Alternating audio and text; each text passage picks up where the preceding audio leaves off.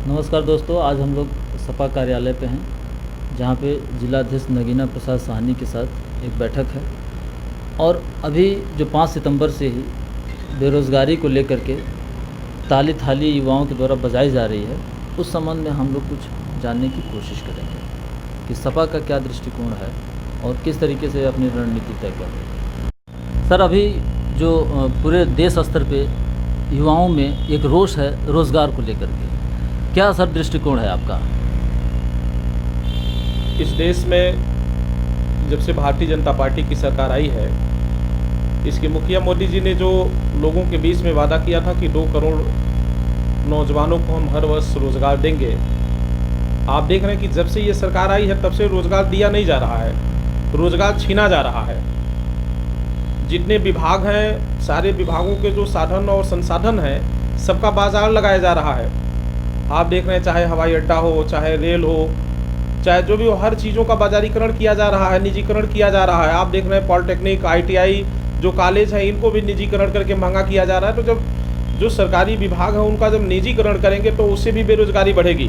आज उसी के क्रम में कल आपने देखा कि बेकारी और बेरोजगारी के खिलाफ नौजवानों का जो कार्यक्रम था कि एक मशाल क्रांति की एक मशाल जलाई जाए, जो सरकार के खिलाफ हम एक विरोध प्रदर्शित कर सकें कि इस देश का नौजवान बेरोजगार होता जा रहा है, उसको रोजगार नहीं मिल पा रहा है। तो उसी के क्रम में हम लोग भी पार्टी के निर्देश पर, हमारे माननीय मुखिया माननीय अखिलेश यादव जी के निर्देश पर गोरखपुर जनपद में बड़े पैमाने पर, जिले के लगभग सभी गांव और मोहल्ले में बड़े पैमाने पर हम लोगों ने भी और 9 बजे से रात्रि 9 बजे से लेके 9:09 तक हम लोगों ने भी पूरी अपनी लाइट बुझा करके वहाँ दीपक जला करके मशाल क्रांति की मशाल जला करके हम लोगों ने भी विरोध प्रदर्शित करने का काम किया, नौजवानों का साथ देने का काम किया। क्योंकि जब जब कहीं नौजवानों का मामला आता है तो समाजवादी पार्टी हमेशा नौजवानों के साथ खड़ा होकर के उनका समर्थन करती है। तो उस क्रम में कल हम लोगों का कार्यक्रम था जी। अभी सर देखा जाए कि राष्ट्रीय स्तर पर एक मतलब पूरी तरीके से आक्रोश है, खास करके युवाओं में। तो ये क्या कहीं ना कहीं जो अभी कमिंग इलेक्शन है उत्तर प्रदेश में, कितना प्रभावित करेगी? देखिए, एक कहावत बहुत पहले की है कि भूखे व्यक्ति से ईमानदारी की अपेक्षा नहीं की जा सकती है। तो देश लेवल, प्रदेश और देश दोनों लेवल पे आप देख रहे हैं, जब बेरोजगारी बढ़ेगा, लोगों के पास रोजी रोटी की संकट पैदा होगी तो लोग परेशान होंगे, वो किसी भी हद तक जा सकते हैं। आज उत्तर प्रदेश में तो जब से योगी आदित्यनाथ जी की ये भाजपा की सरकार बनी है, यहाँ तो और स्थिति खराब हो गई है। लोग बड़े पैमाने पर बेरोजगार होते जा रहे हैं। अभी आपका लॉकडाउन चल रहा था तो हम लोगों को हंसी आ रही थी कि उत्तर प्रदेश सरकार कह रही थी कि हम बड़े पैमाने पर रोजगार पैदा कर रहे हैं। हाँ, 15 करोड़ बता रहे थे मुख्यमंत्री जी। आप सोचिए, 15 करोड़ अगर रोजगार दिया जा रहा है तो 22-23 करोड़ आपके वहाँ की आबादी है, तो वो रोजगार गया कहाँ?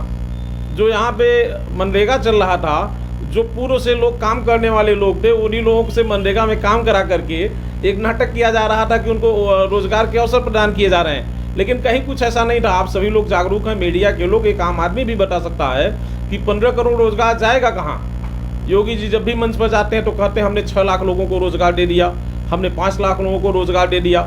हर चीज़ों का बाजारीकरण किया जा रहा है, निजीकरण किया जा रहा है। तो आप बता दिए आखिर रोजगार के लोग गए कहाँ?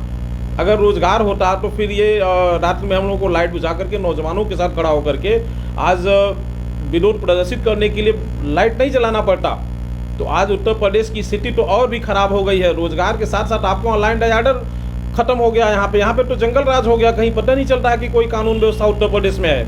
आप देख रहे हैं दिन प्रतिदिन यहाँ पे बलात्कार, हत्या, लूटपाट, सारी चीज़ें आप रिकॉर्ड देखिए तो दिन दूना रात चौगुना बढ़ती जा रही है। महिलाओं पे बड़े पैमाने पर अत्याचार बढ़ता जा रहा है। तो यहाँ तो सरकार टोटल हर स्तर से फेल है।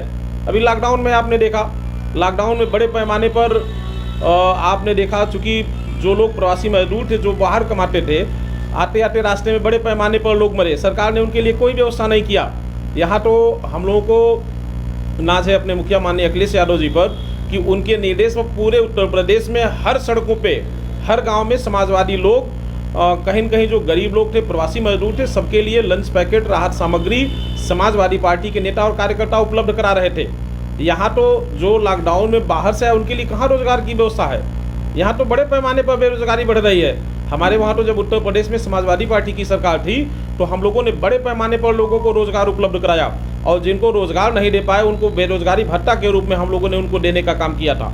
लेकिन ये सरकार क्या है, केवल सब कुछ कागजों में, धरातल पे कुछ नहीं है जी।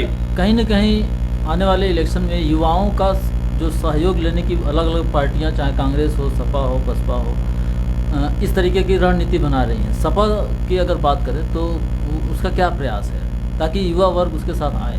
देखिए, समाजवादी पार्टी को योजना बनाने की ज़रूरत कहाँ है। जब समाजवादी पार्टी की सरकार थी तो नौजवानों के लिए पार्टी ने बड़े पैमाने पर काम किया। आपने देखा कि छात्रों के लिए लैपटॉप की व्यवस्था कराया गया, नौजवानों के लिए जिनको रोजगार नहीं दे पाए हम उनके लिए बेरोजगारी भत्ते का भत्ता उपलब्ध करवाए, 55 लाख महिलाओं को समाजवादी पेंशन उपलब्ध कराए, और जो हम लोगों ने लैपटॉप दिया, आप सोचिए कि उस लैपटॉप को आज जब लॉकडाउन में सारे विद्यालय बंद चल रहे हैं, आज ऑनलाइन पढ़ाई हो रही है, उस समय आज लैपटॉप की उपयोगिता लोगों को मालूम हो रही है। जो गरीब आदमी है वहाँ उसको क्या है, वो ऑनलाइन पढ़ाई नहीं उसके बच्चे कर पा रहे हैं। लेकिन आज जहाँ माननीय अखिलेश यादव जी ने लैपटॉप उपलब्ध कराया था, आज आसानी से वो लोग ऑनलाइन पढ़ाई कर ले रहे हैं। तो हमारे वहाँ तो नौजवानों के लिए समाजवादी पार्टी पहले से काम करती आई है।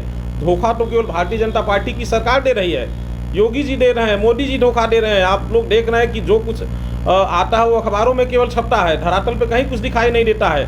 तो हमारे वहाँ तो नौजवान पहले से जुड़ा हुआ, और जो उत्तर प्रदेश का नौजवान है वो अपना बेहतर भविष्य माननीय अखिलेश यादव जी के ऊपर देख रहा है।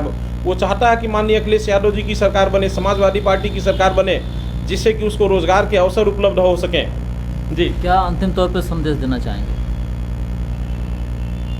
अंतिम, युवा हताश है, निराश है, उसको किस तरीके से आप अपने लेवल पे उठाने के प्रयास करें? देखिए, जब आदमी को रोज़गार नहीं मिलेगा, लोग पढ़ाई लिखाई करके बेकार होंगे, तो निश्चित रूप से जो हमारा नौजवान है वो डिप्रेशन में जाएगा, हताशा में जाएगा।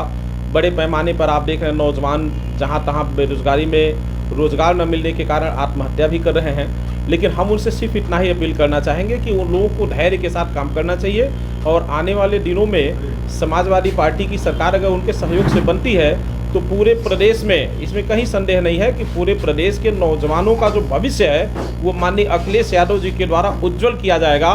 तो हम इतना ही कहना चाहेंगे कि उनका भविष्य समाजवादी पार्टी में सुरक्षित है, उनका बेहतर भविष्य समाजवादी पार्टी के मुखिया माननीय अखिलेश यादव जी को मुख्यमंत्री बनाने में सुरक्षित है। तो हम उनसे यही कहना चाहेंगे कि धैर्य के साथ रहें और आने वाले दिनों में माननीय अखिलेश यादव जी की सरकार बनाने में अपना सहयोग करें अपने बेहतर भविष्य के लिए। ये रहे हमारे साथ सपा जिलाध्यक्ष नगीना प्रसाद साहनी जी, जिन्होंने युवाओं को लेकर एक रणनीति भी बताई है और सपा के आने वाले भविष्य में क्या नीतियाँ रहेंगी इसको भी लेकर चर्चा की है। धन्यवाद। कैमरामैन नितेश शुक्ला के साथ।